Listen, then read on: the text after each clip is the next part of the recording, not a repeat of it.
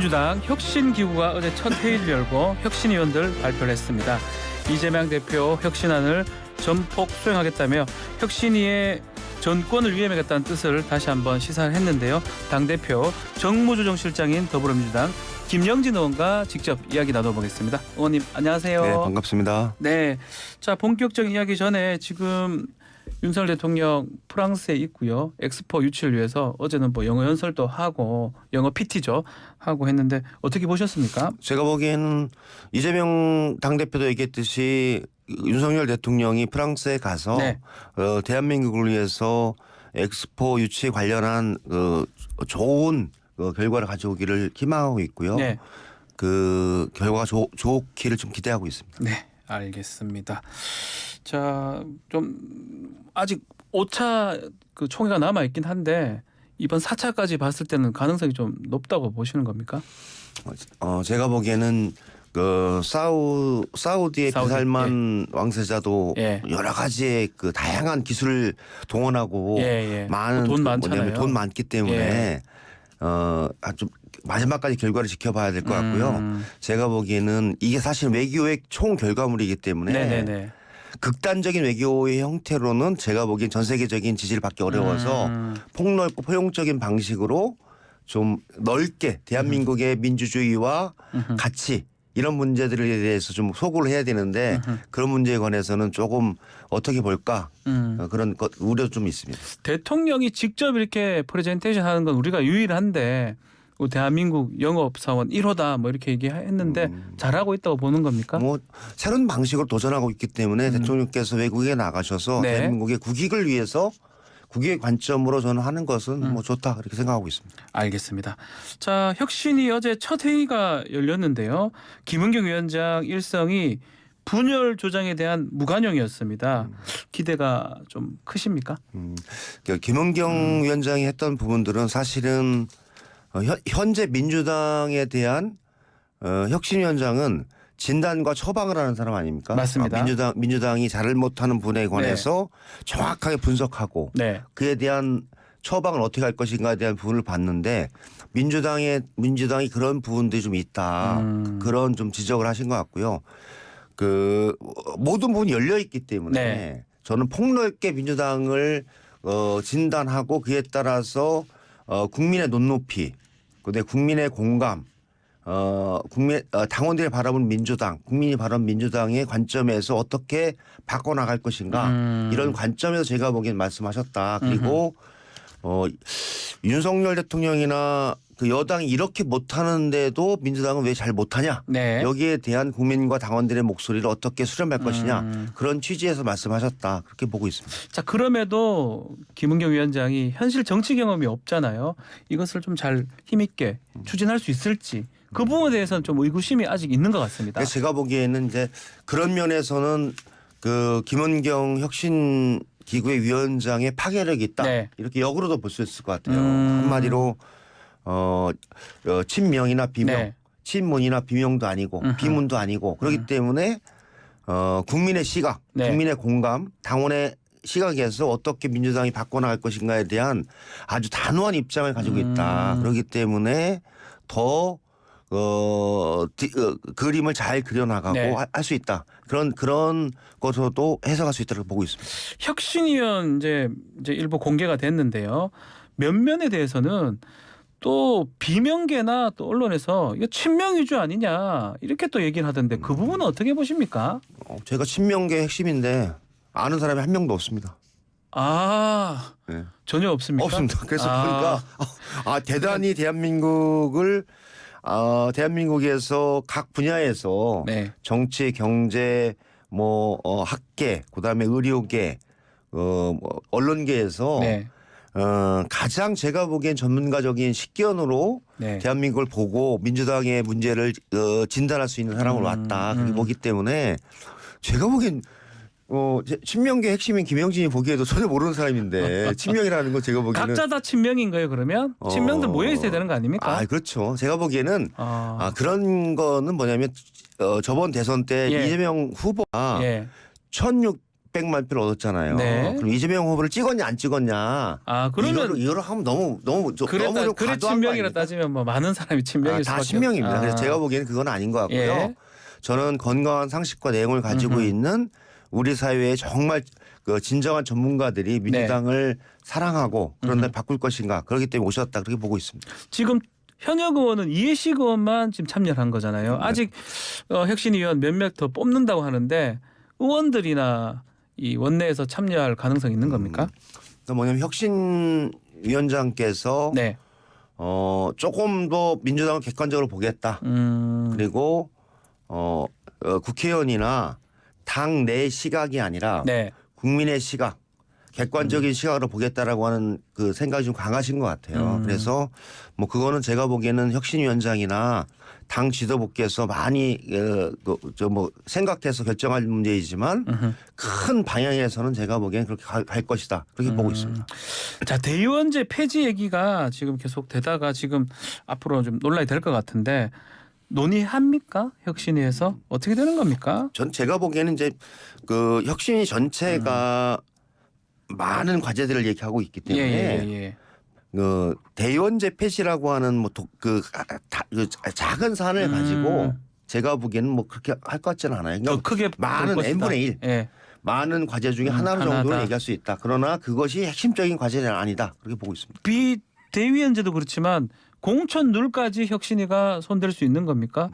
비명계 쪽에서는 지도부가 공천권 좀 내려놔라 이런 얘기도 했던 것 같아요. 뭐 그렇게 얘기하면은 그 김은경 혁신위의 네. 그 폭을 상당히 넓히는 거죠. 아하. 과연 그 부분까지 당내가 네. 수용할 것인가? 음흠. 그건 약간 의문이에요. 저는 제가 보기에는 뭐 예. 그렇게까지 해서 공천 룰까지 다 연다. 하면 제가 아주 폭넓은 혁신이가 되는 거고요. 네. 그거는 조금 당내에 좀 협의나 예. 합의가 필요하다 하면 좀 좁아질 거고 해서 뭐 저는 제가 보기에는 그 배치에서 쓰는 거기 때문에 김은경 혁신위에게 많은 권한을 준다. 전권 혁신이다. 이렇게 되면 제가 보기에는 더 얘기할 수도 있다. 그렇게 보고 있어요. 아직까지는 정해진 건 아니지만 전권 혁신이고 또 공천까지도 공천 룰까지도 할 수도 있다 이렇게. 그건 제가 약간 아직까지는 제가 보기에는 그 부분까지 갈 것인가는 좀 지켜봐야 된다. 그런데 국민의 눈높이에서 네. 민주당이 어떻게 변화하고 민주당이 그 국민의 시각에서 보기에 원할 때까지 바꿔야 된다. 네. 해서 그 단계까지 간다고 하면 뭐 저기 혁신위원장님께서 손댈 수도 있다. 그렇게 보고 있습니다. 자 이틀에 걸쳐서 당대표 교섭단체 연설이 있었는데 먼저 이재명 대표는 불체포 특권, 불체포 권리라고 얘기를 했는데 포기하겠다라고 얘기했습니다. 당내 평가는 어떻습니까? 제가 보기에는 당내나 네. 국민들께서 이재명답다 이런 평가가 좀 많았어요. 네.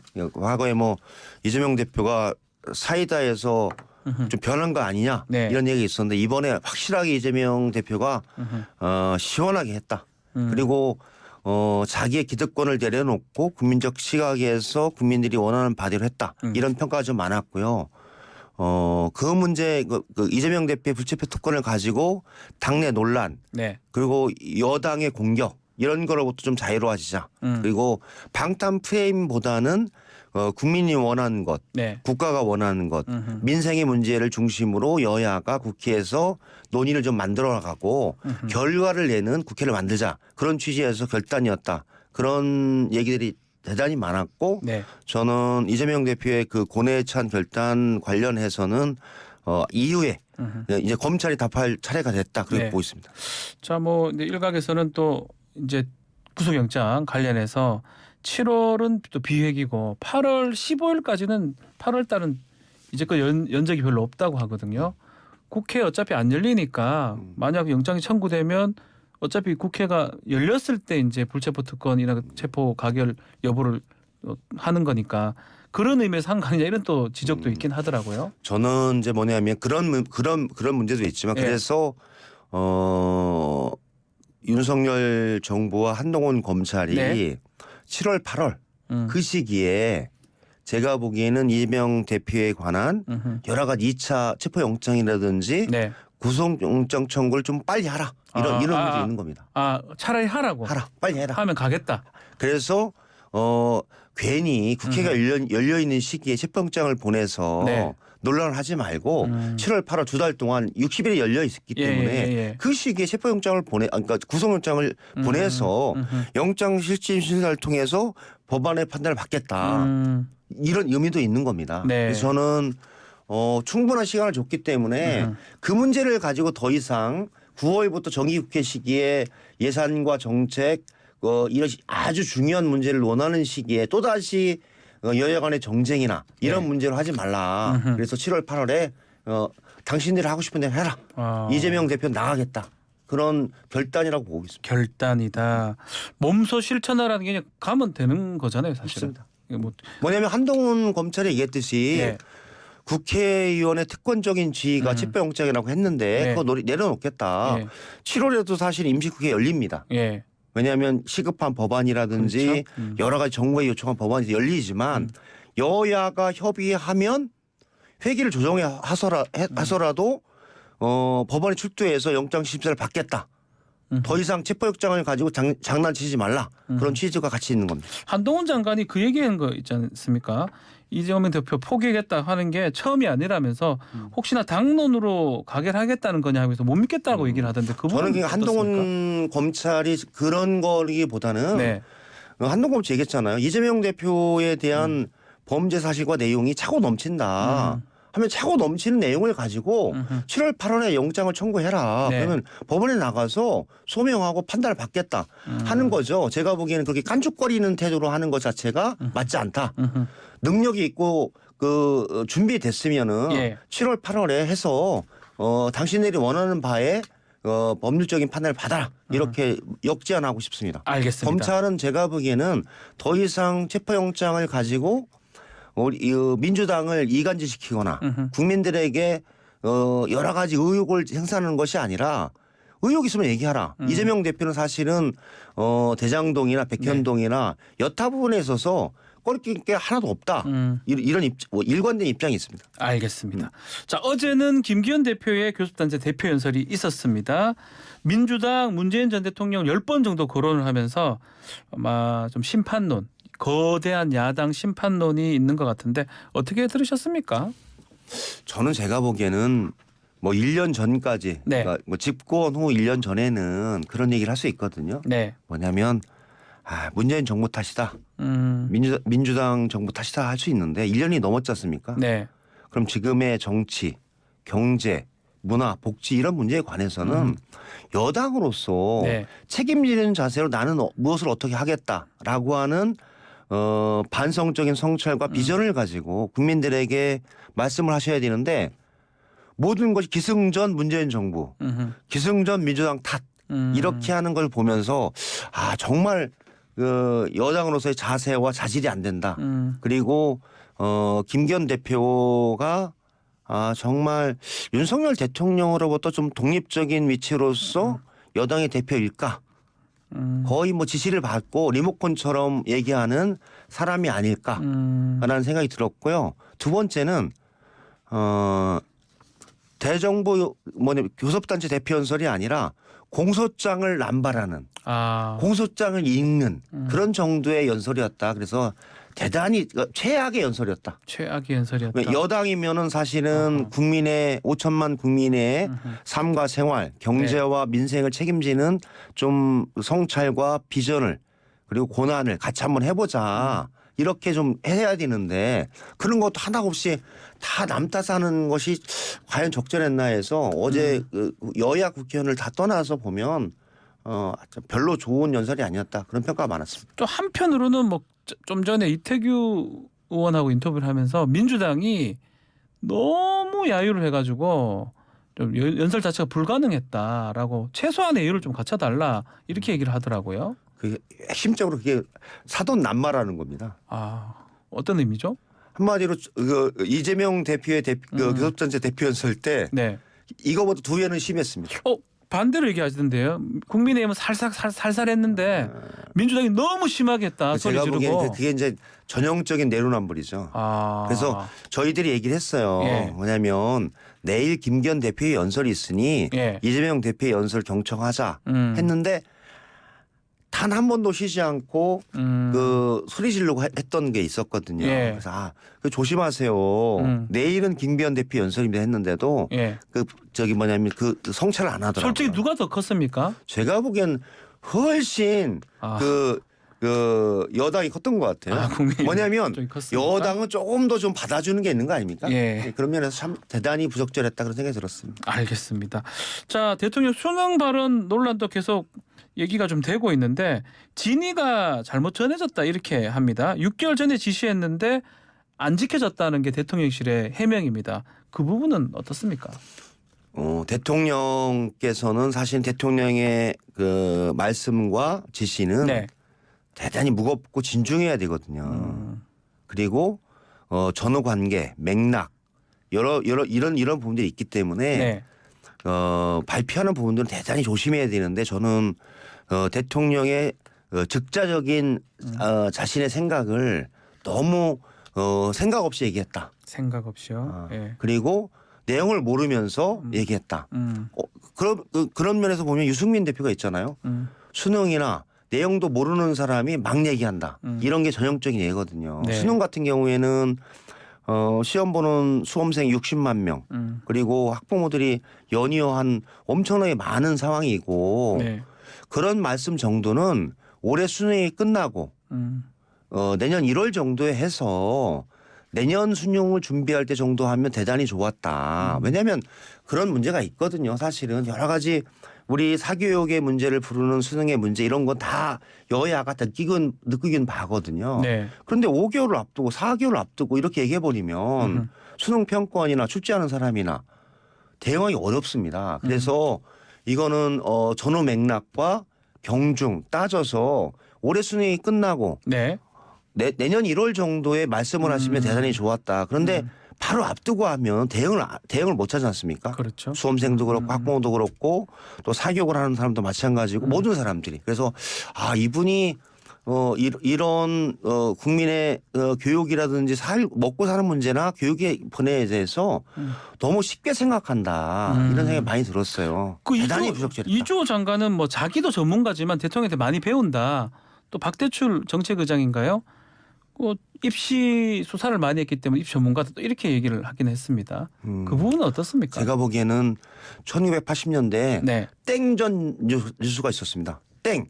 전두환. 전두환 대통령께서는 이렇게 말씀하셨습니다. 아. 땡 뉴스. 예. 땡. 윤석열 대통령께서 이렇게 말씀하셨습니다. 이걸 원하는 것 같아요. 저는 그런 것보다는 그런 문제에 관해서는 전문가들이나 장차관들이 정확히 얘기를 해서 조금 절제된 형태로 우리 사회가 흘러가게끔 하는 게 맞다. 그리고 대한민국이 사실은 G10 국가인데 네. 이렇게 큰 나라에서 정말 제3세계나 개발도상국의 대통령이 하거나 루이 14세가 절대 왕정의 짐이 곧 국가다. 태양왕. 내가 얘기하면 곧 법이다. 네. 지금 프랑스 가셨는데 예. 그런 식으로 얘기하는 건 안 맞다. 그런 생각이 듭니다. 알겠습니다. 자, 좀 마지막으로 대법원 지금 현대차 노동자 상대로 승소한 손해배상 청구 소송 파기 환송했습니다. 대법원 판결인데 이거 판결 취지는 노란봉투법과 비슷한 것 같습니다. 노란봉투법 처리 속도가 좀 나는 겁니까? 어떻습니까? 이게 뭐냐면 대법원의 판결 취지는 노동조합법 2조 3조 개정과 네. 부합했습니다. 예. 뭐냐면 조합원들의 개별 행위에 손해배상을 청구할 때 그 사람이 어떤 행위를 해서 손해배상을 끼쳤는지에 대해서 개별적으로 확인해서 청구하라. 맞습니다. 이런 거거든요. 예. 한마디로 한 사람에게 470억을 연대 책임을 묻는다든지 70억, 100억 이렇게 하지 말라. 예. 그 사람이 쟁의행위에서 했던 행위에 대해서 명확하게 구분해서 하라고 하는 부분이었고요. 그래서 손해배상 청구라고 하는 부분들이 노동조합의 정당한 활동이라든지 아니면 사업자가 쳐야 될 책임을 전가하는 행위라든지 네. 노동 3권을 막는 것으로 손해배상 청구를 하지 말고 네.